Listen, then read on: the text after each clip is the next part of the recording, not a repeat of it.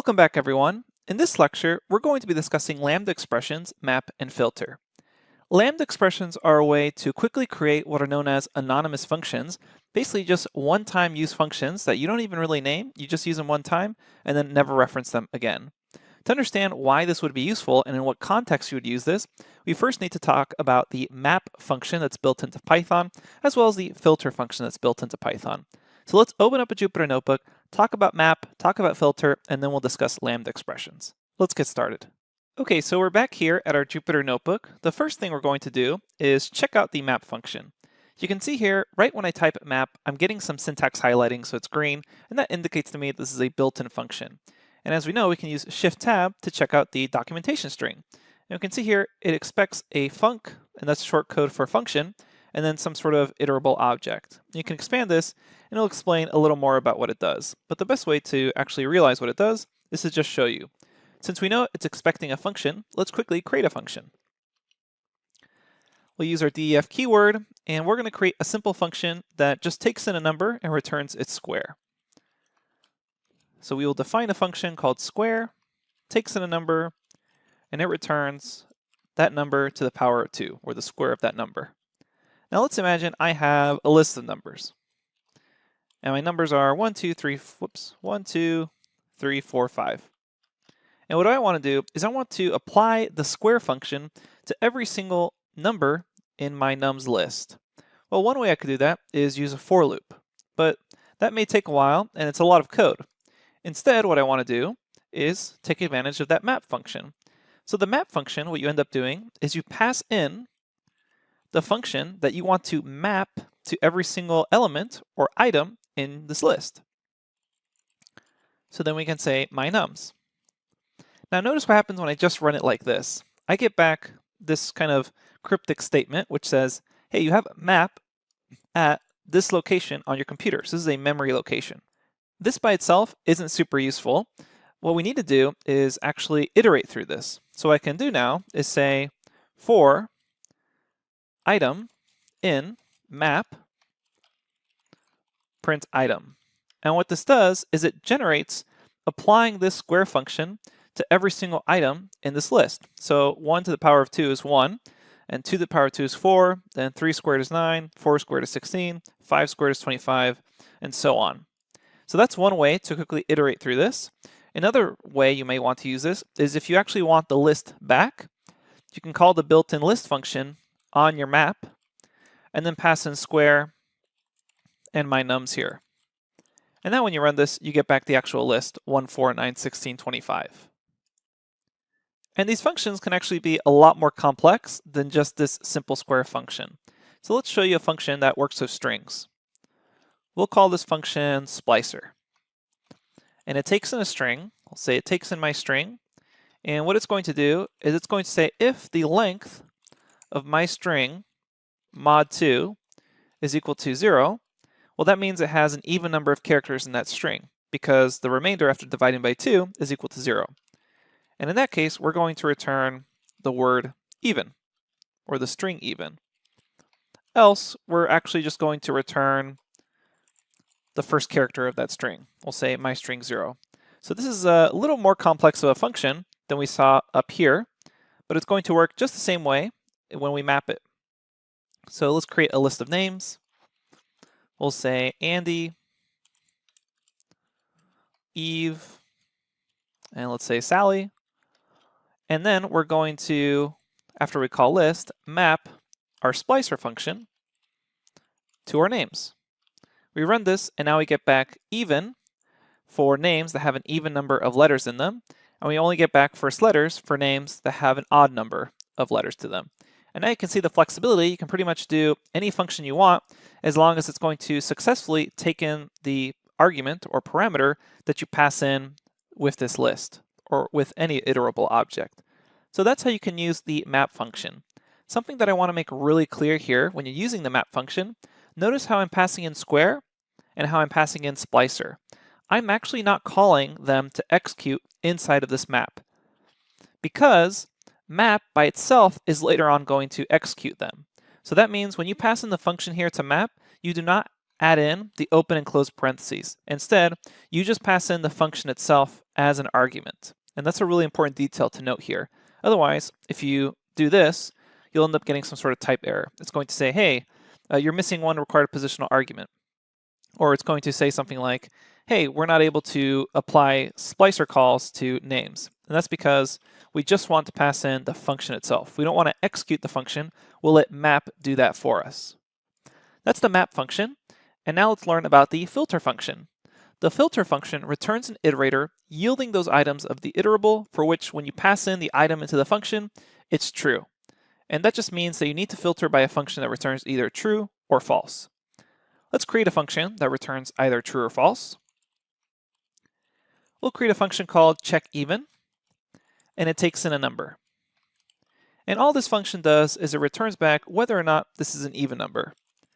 So we will say, as we've seen many times before, return num mod 2 equal to 0.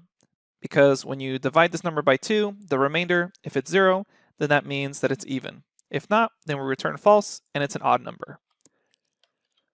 Then I'm going to create a list of my numbers, and we'll have it be 1, 2, 3, 4, 5, 6. Now let's imagine I only want to grab even numbers from this list, or I only want to grab numbers that pass some sort of condition based off a function that I previously defined. What I could do is use the filter function. And it's very similar to what we just saw with map. But what map did is map applied this function to every element in that list. Filter, instead, what it's going to do is it's going to filter based off this function's condition. So this function, when you're using a filter, has to return a Boolean, has to return either true or false. And then what we're going to do here is say apply checkEven to my nums. And again, just like last time, if you run this by itself, it's going to say, hey, you have a filter object at this point in your memory. Instead, what we want to do is either transform it to a list so that we get back only the even numbers here, or we can iterate through it. So we can say for n in filter apply checkEven to my nums, print out n, and we see here we've printed out 2, 4, 6. So you can either transform it to a list or iterate through the results on that, the results that this filter function is generating. Now that we've learned about the map function and the filter function, we can learn about Lambda expressions and see in context why they're really useful. So what we're going to do is show you my favorite way of explaining the Lambda expression, and that's by converting a function step by step into a Lambda expression. And then we'll actually explain more formally what a Lambda expression is. So I'm going to take that square function we did earlier, or at least a really similar function to it, and define it here. So notice what I have. I have def square num, and I say the result is equal to num to the power of 2 return result. Now if I call square, let's make sure I spell that right. If I call square on a number, I get back the square. What I'm going to do now is slowly, step by step, turn this into a Lambda expression. So first off, let's see how we can simplify this. Right now, I'm assigning result equal to num to the power of 2 and then returning that result. What I could do instead is just get rid of this assignment and return num to the power of 2. And if I run this, it's the exact same thing. And what I could also do is actually write this all on one line. And typically, you wouldn't do this because it's bad styling and not by convention, but Python won't actually complain here, and it will let you run this all on one line. Now, we're almost in the form of a Lambda expression. In fact, we can easily convert this into a Lambda expression through the following manner. A Lambda expression is also known as an anonymous function. And the reason for that is because it's some functionality that you intend to only use one time. Because of that, we don't actually give it a name, nor do we use the def keyword. So instead of a name or the def keyword, we replace that with the keyword lambda. So I'm going to get rid of this and just say lambda here.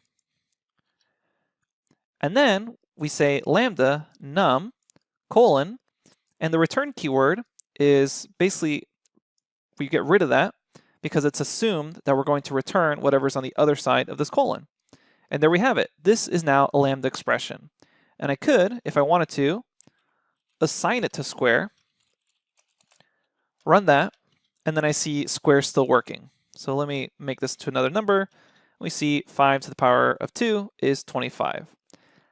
Now I just mentioned that lambdas are anonymous functions and you typically don't name them. So a lot of times you're not really going to be doing this square is equal to some lambda expression. Instead, you're going to be using it in conjunction with other functions, such as map and filter. So we look up here and we see that earlier when I was using map, I was passing in this square function and applying it to every item in this list, my nums. Now that required me to actually define square fully here. But what if I only intend to use this one time? Do I want to take up space by defining this function here and then having to call it here? What I could do instead is just call a lambda expression. And this is where lambda expressions really begin to shine, and this is why you would use them. I could just say map lambda num colon num to the power of 2, and then apply that to a list of numbers, such as my nums, and then cast that to a list, and we get back the same thing here. Every number in the my nums list has now been squared.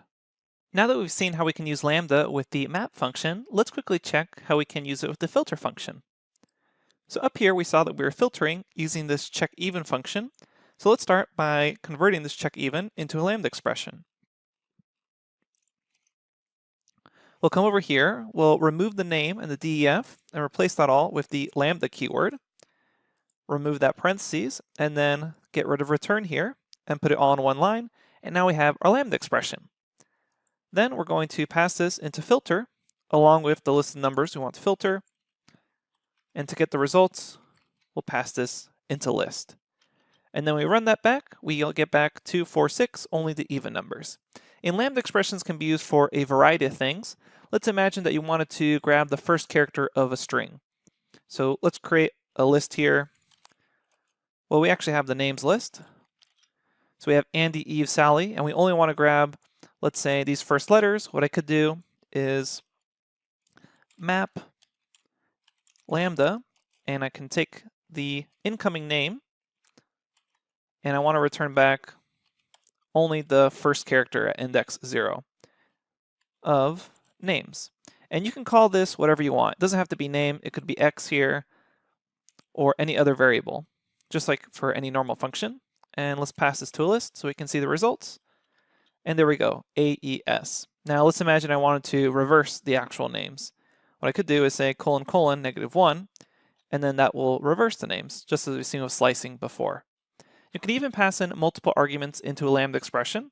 However, keep in mind that not every function that we've seen up here, for example, this check even or splicer or square, not every single complex function is going to be directly translated to a lambda expression. So you should really only use lambda expressions when you can still easily read it if you were to come back to your code later.